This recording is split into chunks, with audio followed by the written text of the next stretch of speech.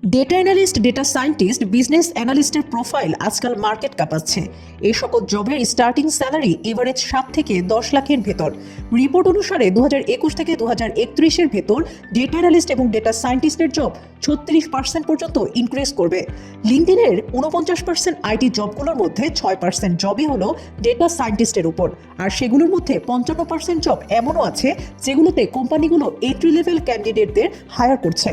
এর মানে কোনো এক্সপিরিয়েন্স ছাড়াও জব পাওয়া সম্ভব। আজকের সময়ে 80%-এরও বেশি কোম্পানি এমন আছে যাদের বিজনেস রিমোটলি অথবা অনলাইন বেস কাজ করছে, আর মার্কেট ট্রেন্ডকে বোঝার জন্য প্রত্যেক কোম্পানিরই বিজনেস অ্যানালিস্টের দরকার পড়ে।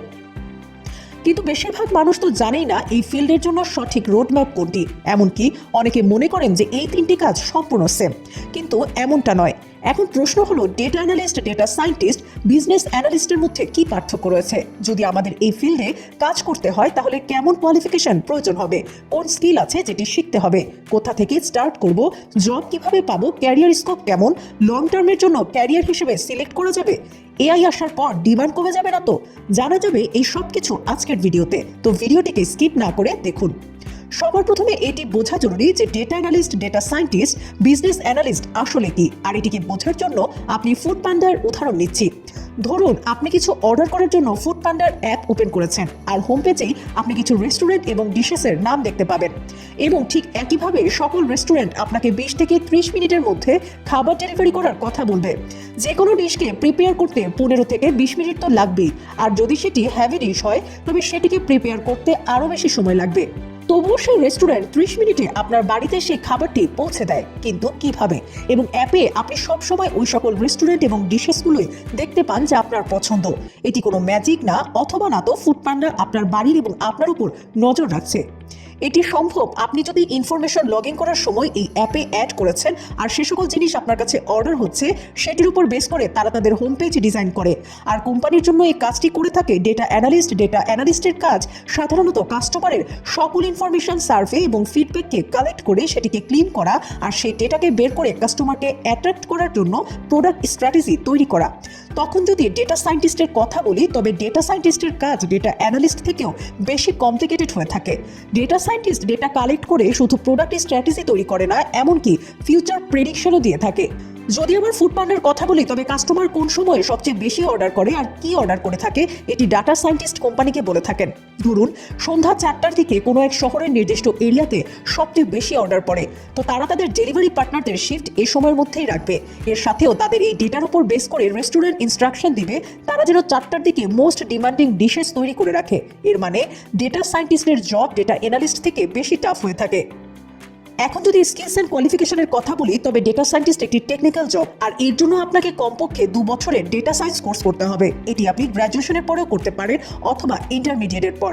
অনেক অনলাইন প্ল্যাটফর্ম যেমন আপগ্রেড এবং ইউডেমের মতো সাইটগুলো 1 অথবা 2 বছরের জন্য ডেটা সায়েন্টিস্ট অফার করে। তো আপনাদের বলে এই কোর্সটি রেগুলার করুন, কারণ এটিতে অনেক ধরনের কমপ্লেক্স মেথড শেখার জন্য আপনার একজন মেন্টরের প্রয়োজন পড়বে, বিশেষ করে যখন আপনি এই ফিল্ডে একটি লং টার্ম ক্যারিয়ার বানাতে চান। তো আর এই কোর্সে জয়েন হওয়ার জন্য আপনাকে 3টি স্কিলস মাস্ট শিখতে হবে। প্রথমে ম্যাথমেটিক্স, আপনাকে এই জবে থাকার সময় ডে টু ডে ওয়ার্ক রিপোর্টের উপর কাজ করার জন্য অ্যাডভান্সড লেভেল ম্যাথ জানা জরুরি, বিশেষ করে স্ট্যাটিস্টিক্স, অ্যালজেব্রা ইত্যাদি। এগুলো ছাড়াও আপনাকে মেশিন ল্যাঙ্গুয়েজ যেমন পাইথন অথবা জাভা শিখতে হবে। বেশিরভাগ কোম্পানি পাইথন ব্যবহার করে, তাই এটি শেখা বেশি ভালো হবে। এর সাথে নামপি, পান্ডাস, ম্যাটপ্লটিভ লাইব্রেরিও জানা থাকতে হবে।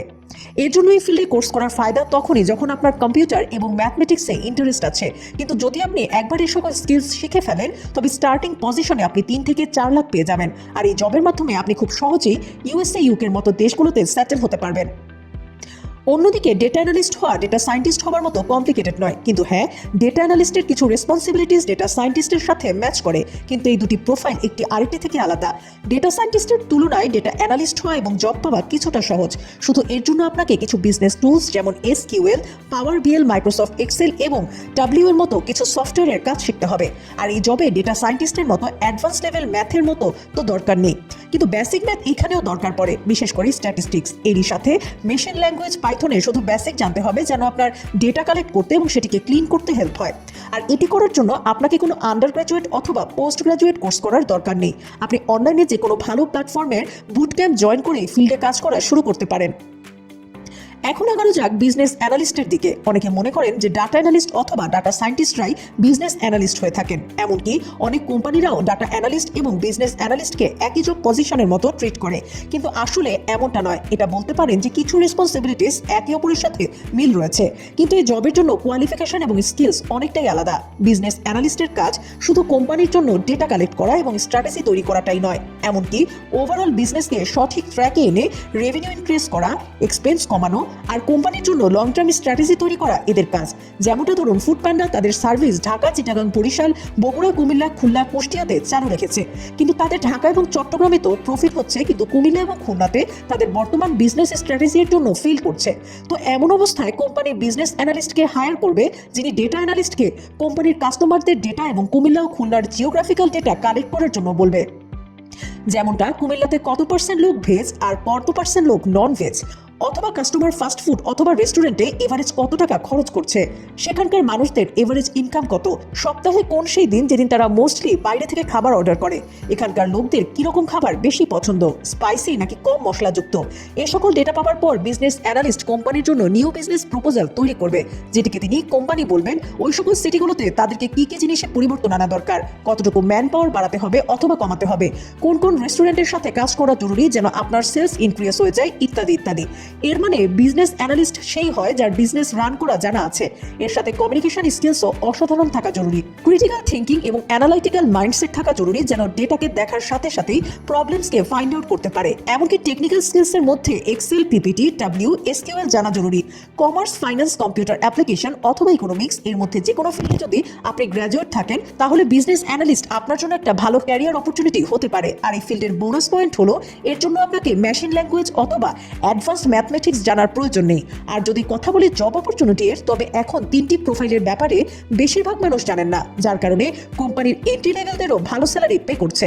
কিন্তু বিজনেস অ্যানালিস্টদের জন্য কোম্পানিদের গ্র্যাজুয়েশন এবং সার্টিফিকেট তো শো করতেই হবে, কিন্তু যদি আপনি আগে থেকে ইন্ডাস্ট্রিতে কাজ করছেন, তবে আপনার জন্য পাস্ট এক্সপেরিয়েন্স এই সেক্টরের জন্য বেনিফিট হয়ে থাকে এবং কোম্পানি তাদের খুব দ্রুতই হায়ার করে ফেলে।